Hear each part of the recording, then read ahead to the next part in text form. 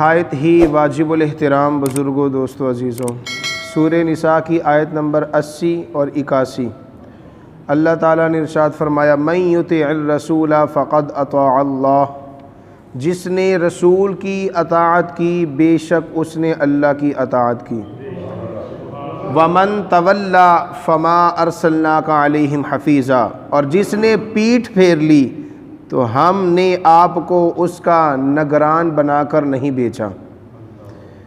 وَيَقُولُونَ طَاعَةٌ، وہ آپ سے کہتے ہیں ہم نے اطاعت کی۔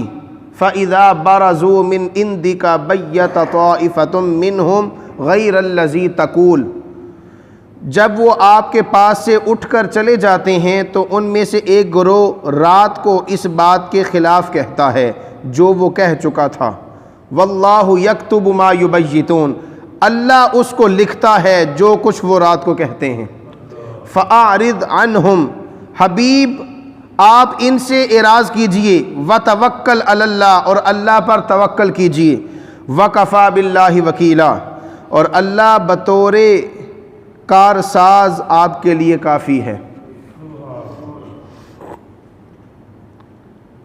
حضرت عبداللہ ابن عباس رضی اللہ تعالی عنہما بیان فرماتے ہیں اس آیت کا معنی یہ ہے کہ آقا علیہ الصلوۃ والسلام کی اطاعت اللہ کی اطاعت ہے، اور اللہ تعالیٰ نے اپنے رسول کی اطاعت کو اپنی اطاعت قرار دیا، اور آقا کی اطاعت حجت ہے، دلیل ہے۔ یعنی کل قیامت کے دن کوئی بندہ یہ بہانہ نہیں لگا سکے گا باری تعالیٰ میں نے تیری اطاعت کی تھی تو تیرے رسول کی بھی کی تھی، تو اللہ تعالیٰ نے اپنی بات بھی اپنے رسول کی اطاعت سے شروع کی۔ فرمایا نہیں، جو پہلے رسول کی اطاعت کرے گا پھر وہ اللہ کی اطاعت کرے گا۔ یہ بھی تو ہو سکتا تھا نا کہ اطیعوا اللہ و اطیعوا الرسول، لیکن نہیں فرمایا، وہ اس لیے کہ حجت قائم ہو جائے۔ منافقین یہی کہتے تھے ہم نے اللہ کی اطاعت تو کی ہے، یہودی یہی کہتے تھے ہم مانتے تو ہیں اللہ کو، لیکن وہ آقا علیہ السلام کی ذات کو نہیں مانتے تھے، حضور کی پیروی نہیں کی، تو اللہ نے فرمایا مصطفیٰ کی پیروی نہیں کی تو رب کی پیروی بھی نہیں کی۔ اس لیے کہ آقا علیہ السلام کی اطاعت در حقیقت رب تعالیٰ کی اطاعت ہے، جو اس سے منہ موڑے گا وہ اللہ کی ذات سے منہ موڑے گا۔ اور اس سلسلے میں امام مسلم نے صحیح مسلم میں حضرت ابو ہریرہ سے روایت کیا، آقا علیہ السلام نے فرمایا جس نے میری اطاعت کی اس نے اللہ کی اطاعت کی، اور جس نے میری معصیت یعنی نافرمانی کی در حقیقت اس نے اللہ کی نافرمانی کی۔ اور پھر بڑا عجیب جملہ ہے آگے، میرے آقا نے فرمایا جس نے امیر کی یعنی امام کی، جس نے امام کی اطاعت کی اس نے میری اطاعت کی۔ کیوں جی؟ ہونتے بولو بھائی۔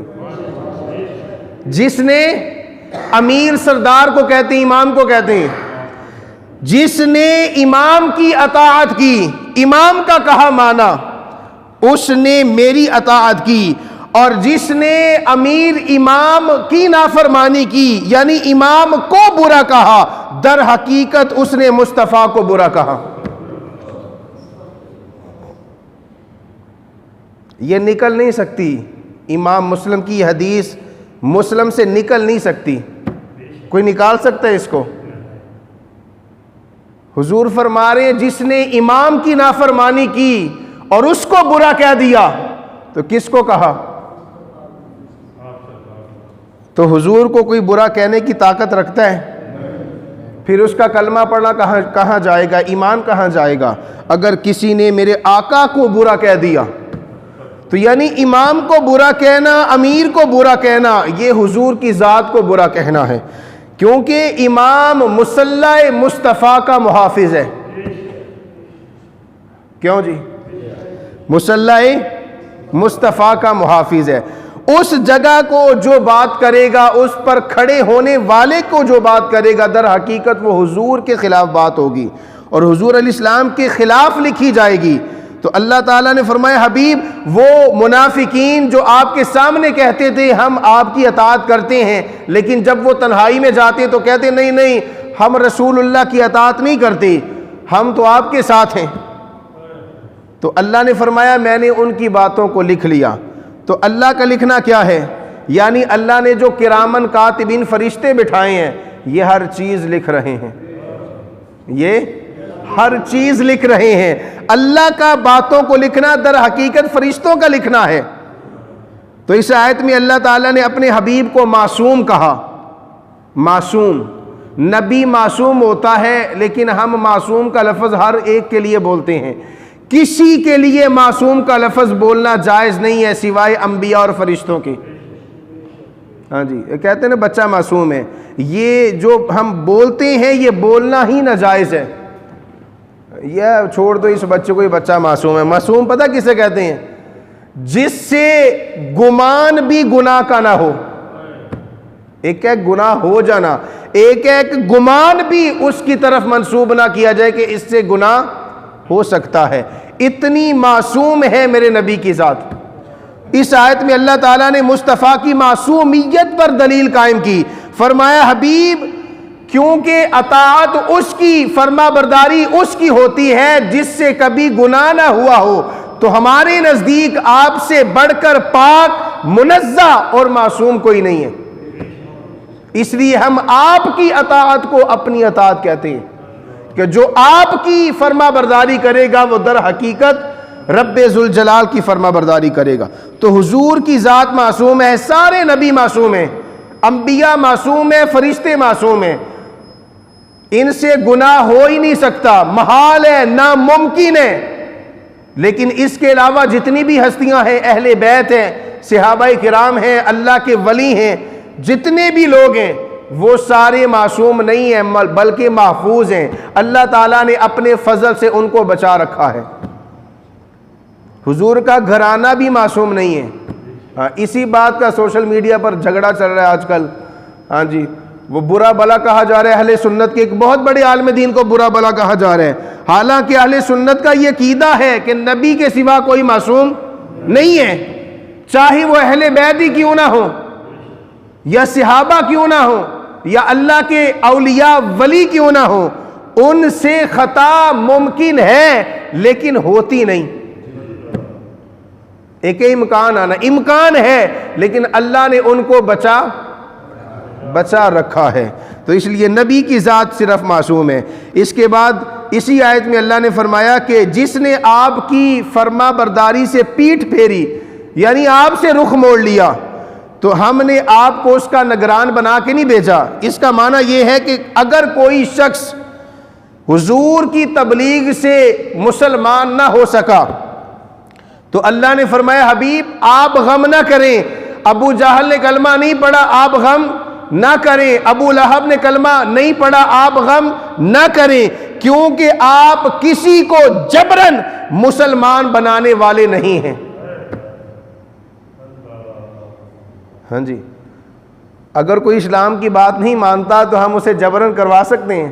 یہ تو میرے آقا نے جبرن نہیں کروایا، اسلام کی تبلیغ جبرن نہیں ہوتی، بس کہہ دینا کافی ہے، پہنچا دینا یہی ہمارا مقصد ہے، اگلا بندہ تسلیم کرے یا نہ کرے یہ اس کی قسمتی ہے، خوش قسمتی ہے یا بد قسمتی ہے۔ تو اس کے بعد اللہ نے فرمایا جو آپ کی اطاعت کا دم تو بھرتے ہیں آپ کے سامنے، آیت نمبر 81 میں، لیکن جب اٹھ کے چلے جاتے ہیں تو آپ کے خلاف باتیں کرتے ہیں، یعنی سامنے ہوتے ہیں تو تعریف۔ یہ کن کی نشانی ہے؟ اللہ نے فرمایا حبیب ایسے لوگ در حقیقت ایمان والے نہیں بلکہ منافق ہیں، جو آپ کے سامنے آپ کی تعریف کرتے ہیں، جی یا رسول اللہ ہم آپ کے ماننے والے ہیں، لیکن جب اٹھ کے چلے جاتے ہیں نہیں آتے، اللہ کا نبی نہیں ہے، ہاں یہ اللہ کا محبوب کیسے ہو سکتا ہے؟ تو یہ منافقت کی علامت ہے کہ منہ پر کچھ کہنا بعد میں کچھ کہنا، اور جب منہ پر وہ آقا علیہ السلام کی تعریف کرتے، حمد و ثنا کرتے، تو ان کا مقصد ایک ہوتا کہ اگر ہم تعریف نہ کریں تو آقا علیہ السلام ہمارے خلاف ہی جہاد نہ کر دیں،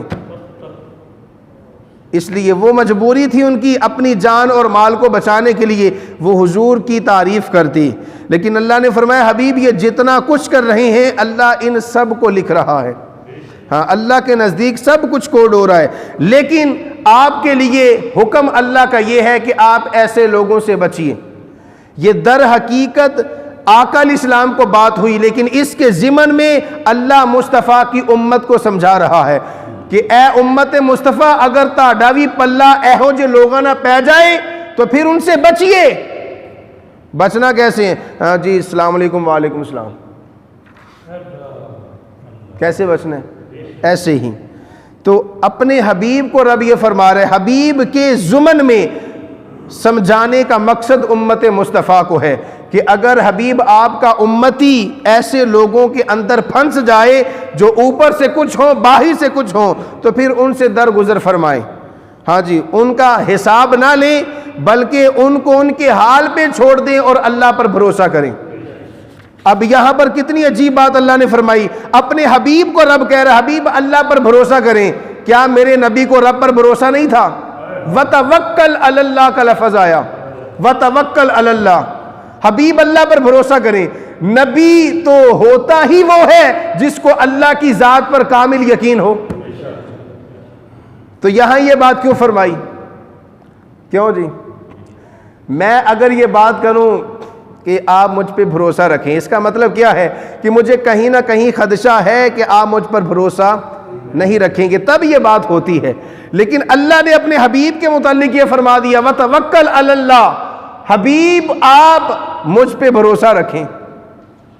کتنی عجیب بات ہے۔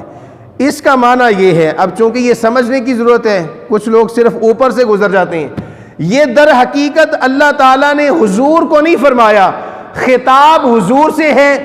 وہ پنجابی کا محاورہ ہے نا، سمجھاواں میں نونو، کیا وہ بات کرتے ہیں، سمجھاواں میں تینوں آکھاں نونو۔